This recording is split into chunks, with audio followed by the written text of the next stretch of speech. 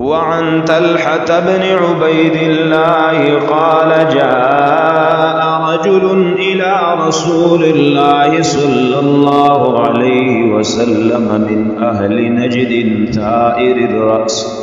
حضرت طلحہ بن عبید اللہ رضی اللہ عنہ فرماتے ہیں کہ اہل نجد میں سے ایک شخص رسول کریم صلی اللہ علیہ وآلہ وسلم کی خدمت میں حاضر ہوا جس کے سر کے بال پریشان تھے. نسمع دوی صوته ولا نفقه ما يقول. ہم اس کی آواز کی گنگناہٹ تو سن رہے تھے لیکن فاصلہ فر ہونے کی وجہ سے یہ سمجھ میں نہیں آ رہا تھا کہ آپ صلی اللہ علیہ وآلہ وسلم سے کیا کہہ رہا ہے. حتی دنا من رسول اللہ صلی اللہ علیہ وسلم، یہاں تک کہ وہ رسول اللہ صلی اللہ علیہ وسلم کی بالکل قریب پہنچ گیا تو ہم نے سنا کہ وہ اسلام کے فرائض کے بارے میں سوالات کر رہے ہیں. رسول اللہ صلی اللہ علیہ وآلہ وسلم نے اس کے جواب میں فرمایا رات دن کی 5 نمازیں فرض ہے. یہ سن کر اس شخص نے کہا کیا ان نمازوں کے سوا مجھ پر کچھ اور نمازیں بھی فرض ہے؟ آپ نے فرمایا نہیں مگر نفل نمازیں تمہیں پڑھنے کا اختیار ہے.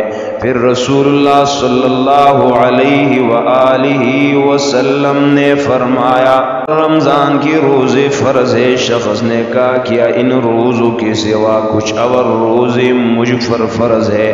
آپ نے فرمایا نہیں مگر نفل روزے کا تمہیں اختیار ہے. راوی کہتا ہے کہ رسول اللہ صلی اللہ علیہ وآلہ وسلم نے اس کے بعد زکوٰۃ کا ذکر فرمایا. اس نے عرض کیا اس کے علاوہ بھی مجھ پر کوئی صدقہ فرض ہے؟ آپ صلی اللہ علیہ وسلم نے فرمایا نہیں مگر نفل صدقے کا تمہیں اختیار ہے. اس کے بعد وہ شخص یہ کہتا ہوا چلا گیا کہ خدا کی قسم میں نہ تو اس پر کچھ زیادتی کروں گا اور نہ اس میں سے کچھ کمی کروں گا. رسول اللہ صلی اللہ علیہ وسلم نے فرمایا اگر اس شخص نے سچ کہا ہے تو نجات پائے گا اور کامیاب ہو گیا. جیسا کہ پہلے ایک حدیث کی تشریح میں گزرا یا بھی یہی کہا جائے گا کہ جس وقت اس شخص نے سوال کیا تھا اس وقت اتنی ہی فرائض مشروع ہوئے ہوں گے. اسی طرح نماز وتر و عیدین وغیرہ بھی واجب نہیں ہوئی ہوگی.